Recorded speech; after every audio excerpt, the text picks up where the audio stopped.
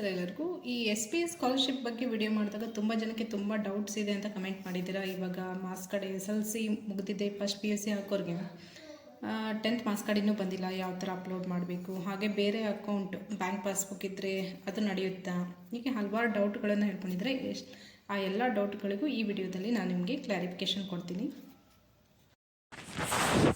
SPS ಸ್ಕಾಲರ್ಶಿಪ್ನ open ಮಾಡಿದಾಗ ಅದರಲ್ಲಿ ಮೊದಲನೇದಾಗಿ 9th 10th PUC and first PUC and second PUC ಅವರಿಗೆ ಮೊದಲೇ 15,000 ಅಂತ ಇರುತ್ತಲ್ಲ, ಅದ್ರ ಮೇಲೆ ಕ್ಲಿಕ್ ಮಾಡಬೇಕು. ಹಾಗೆ ಇದು ಕೇವಲ PUC 9th 10th ಅವ್ರಿಗೆ ಮಾತ್ರ ಅಲ್ಲ, ಡಿಗ್ರಿ ಓದ್ತಾ ಇರೋರಿಗೂ, ನೆಕ್ಸ್ಟ್ ಹೈಯರ್ ಎಜುಕೇಷನ್ ಮಾಡ್ತಾ ಇರೋಂಥ ಪ್ರತಿಯೊಬ್ಬರಿಗೂ ಇರುತ್ತೆ.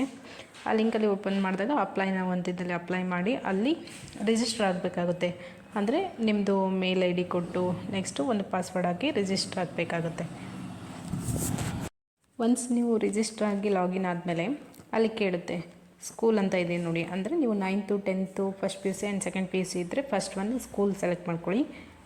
ಡಿಗ್ರಿ ಓದ್ತಾ ಇದ್ದರೆ ಅಂಡರ್ ಗ್ರ್ಯಾಜುಯೇಟ್ UG ಅಂತ ಇರುತ್ತಲ್ಲ ಅದು, ನೆಕ್ಸ್ಟು PG ಏನಾದರೂ ಮಾಸ್ಟರ್ ಡಿಗ್ರಿ ಏನಾದರೂ ಮಾಡ್ತಾಯಿದ್ರೆ PG ಅಂತ, ಇನ್ನೂ ಮೆಡಿಕಲ್ ಡಿಪ್ಲೊಮಾ ಆ ಥರ ಇನ್ನೂ ನೀವು MBBS ಮಾಡ್ತಾಯಿದ್ರೆ ನೆಕ್ಸ್ಟ್ ಸ್ಟೆಪ್ನ ನೀವು ಕ್ಲಿಕ್ ಮಾಡ್ಕೋಬೋದು. ನೆಕ್ಸ್ಟ್ ನೀವು ಈಗ ನಾನು ಫಸ್ಟಿಗೆ ಹೇಳ್ತಾ ಇರೋದು ಬರೀ ಇವಾಗ ಇವ್ರದ್ದು ಮಾತ್ರ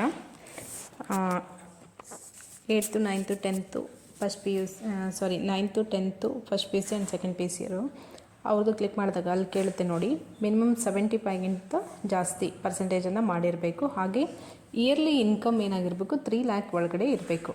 ಅಷ್ಟಿದ್ರೆ ನೀವು ಎಲಿಜಿಬಲ್ ಇದ್ದೀರಾ ಅಂತ ಅರ್ಥ.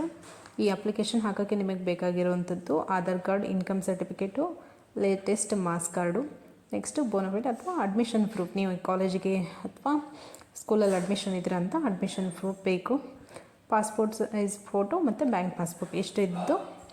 ಇದರಲ್ಲಿ ನೋಡಿ ರಿಸರ್ವೇಷನ್ ಹೇಗಿದೆ ಅಂದರೆ 50% ವುಮನ್ಗಿದೆ, 50% ಮೆನ್ನಿಗಿದೆ, 25% SC, 25% ST, ಹಾಗೆ 5% PWBD ಅಂದರೆ ಏನಾದರೂ ಫಿಸಿಕಲಿ ಹ್ಯಾಂಡಿಕ್ಯಾಪ್ ಇದ್ದರೆ ಅವರಿಗೆ ಅಪ್ಲೈ ಆಗುತ್ತೆ. ಇಷ್ಟು ಡಾಕ್ಯುಮೆಂಟ್ ಇದ್ದು ನೀವು ಎಲಿಜಿಬಲ್ ಇದ್ದರೆ 75%ಗಿಂತ ಜಾಸ್ತಿ ಇದ್ದರೆ ನೀವು ಅಪ್ಲೈ ಮಾಡ್ಬೋದು. ನೆಕ್ಸ್ಟು ನೀವು ಸೇವ್ ಆ್ಯಂಡ್ ಕಂಟಿನ್ಯೂ ಅಂತ ಕೊಟ್ಟ ತಕ್ಷಣ ನೆಕ್ಸ್ಟ್ ಸ್ಟೆಪ್ ಬರುತ್ತೆ. ಅಲ್ಲಿ ನೀವು ಸ್ಕಾಲರ್ಶಿಪ್ ಡೀಟೇಲ್ಸ್ ಅಂದರೆ ನೀವು ನಿಮ್ಮದು ನೇಮ್ ಆಗಿರ್ಬೋದು, ಮೇಲ್ ID ಆಗಿರ್ಬೋದು, ನಿಮ್ಮದು ಮೊಬೈಲ್ ನಂಬರು ಅಲ್ಲಿ ವೆರಿಫಿಕೇಷನ್ ಎಲ್ಲ ಕೊಡಬೇಕು. ನೆಕ್ಸ್ಟ್ ನಿಮ್ಮ ಪರ್ಸ್ನಲ್ ಡೀಟೇಲ್ಸ್ ಅಂದರೆ ನಿಮ್ಮ ಹೆಸರು, ನಿಮ್ಮ ಫಾದರ್ ನೇಮು ಎಲ್ಲ ಕೇಳುತ್ತೆ.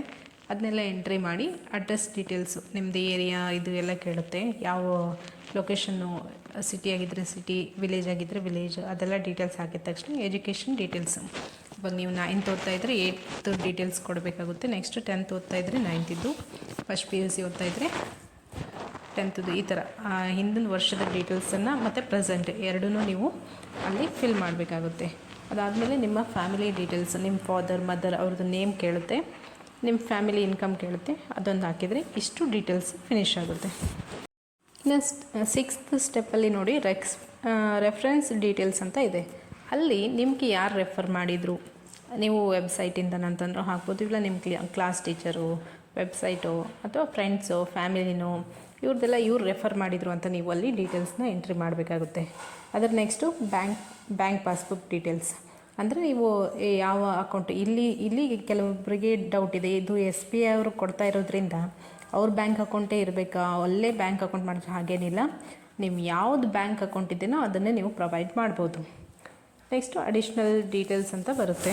ಇಲ್ಲಿ ಈ ಅಡಿಷ್ನಲ್ ಡೀಟೇಲ್ಸಲ್ಲಿ ಕೇಳ್ತಾರೆ ನಿಮಗೆ ಈ ಸ್ಕಾಲರ್ಶಿಪ್ ಏನಕ್ಕೆ ಬೇಕು, ನೀವು ಮೊದಲು ಏನಾದರೂ ಸ್ಕಾಲರ್ಶಿಪ್ ಬೇರೆ ಅದರಲ್ಲಿ ಪ್ರೈವೇಟೆಲ್ಲೋ ಅಥವಾ ಗೌರ್ಮೆಂಟೆಲ್ಲೋ ತೊಗೊಂಡಿದ್ದೀರಾ, ಹಾಗೆ ಇದರಿಂದ ನೀವು ಈ ಸ್ಕಾಲರ್ಶಿಪ್ಪನ್ನು ನೀವು ಯಾವುದಕ್ಕೆ ಯೂಸ್ ಮಾಡ್ತೀರಾ, ನಿಮ್ಮ ಇದಕ್ಕೆ ಇದು ನೀವು ನಿಮ್ಮ ಸ್ಕಿಲ್ಸ್ ಏನು, ನೀವು ಇವಾಗ ಕಂಪ್ಯೂಟರ್ ಯೂಸ್ ಮಾಡ್ತೀರಾ, ಲ್ಯಾಪ್ಟಾಪ್ ಯೂಸ್ ಮಾಡ್ತೀರಾ, ಹೀಗೆ ನಿಮ್ಮದು ಇಂಟ್ರೆಸ್ಟ್ ಬಗ್ಗೆ ಇಲ್ಲಿ ನಿಮಗೆ ಅಡಿಷ್ನಲ್ ಡೀಟೇಲ್ಸ್ನ ಅವರು ಕೇಳ್ತಾರೆ. ಅದರಲ್ಲಿ ನಿಮಗೆ ಎಸ್ ಇದ್ದರೆ ಎಸ್ಸು, ನಿಮ್ಗೆ ಯಾವುದಿರುತ್ತೆ ಅದನ್ನು ನೀವು ಸೆಲೆಕ್ಟ್ ಮಾಡ್ಕೋಬೋದು.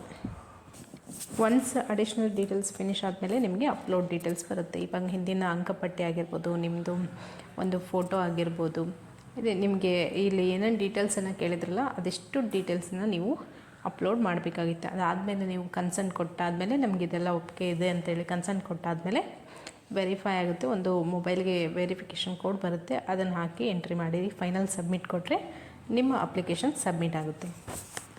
ತುಂಬ ಜನಕ್ಕಿರೋಂಥ ಡೌಟ್ ಏನಂದರೆ ಇದು ಫೇಕಾ, ಸುಮ್ಮನೆ ಹೇಳ್ತಿದ್ರೆ ಖಂಡಿತ ಇಲ್ಲ. ನಾನು ಪ್ರತಿಯೊಂದನ್ನು ಯಾವುದೇ ಒಂದು ಇನ್ಫಾರ್ಮೇಷನ್ ಹಾಕಬೇಕಾದ್ರೂ ಚೆಕ್ ಮಾಡಿ ಕರೆಕ್ಟಾಗಿ ಇದೆ ಅಂತ ಅಂದಮೇಲೆ ನಾನು ಅಪ್ಲೋಡ್ ಮಾಡಿರ್ತೀನಿ. ಈ ಮಾಹಿತಿ ನಿಮಗೇನಾದರೂ ಇಷ್ಟ ಆಗಿದ್ದರೆ ಲೈಕ್ ಮಾಡಿ, ಹಾಗೆ ಏನಾದರೂ ಡೌಟ್ಸ್ ಇದ್ದರೆ ಕಮೆಂಟ್ ಮಾಡಿ. ಇನ್ನೂ ನಿಮಗೆ ಯೂಸ್ಫುಲ್ ಅಂತ ಅನಿಸಿದರೆ ನಮ್ಮ ಪೇಜನ್ನ ಫಾಲೋ ಮಾಡಿ, ಇನ್ನೂ ಹೆಚ್ಚು ಜನಕ್ಕೆ ಶೇರ್ ಮಾಡಿ ಅಂತ ಹೇಳೋಕ್ಕೆ ಇಷ್ಟಪಡ್ತೀನಿ. ಇನ್ನು ಬೇರೆ ಏನಾದರೂ ಈಗ ಆಧಾರ್ ಕಾರ್ಡ್ ಆಗಿರ್ಬೋದು, ಬೇರೆ ಅಪ್ಲಿಕೇಶನ್ಸ್ ಆಗಿರ್ಬೋದು, ರೇಷನ್ ಕಾರ್ಡ್, ಇನ್ನೂ ಏನಾದರೂ ಡೌಟ್ಸ್ ಇದ್ದರೆ ಆ ಅಪ್ಲಿಕೇಶನ್ ಬಗ್ಗೆ ನಿಮಗೇನಾದರೂ ಕೇಳಬೇಕು ಅನಿಸಿದರೆ ಕಮೆಂಟ್ ಮಾಡಿ, ಅದ್ರ ಬಗ್ಗೆ ವಿಡಿಯೋ ಮಾಡಿ ಹಾಕ್ತೀನಿ. ಧನ್ಯವಾದಗಳು.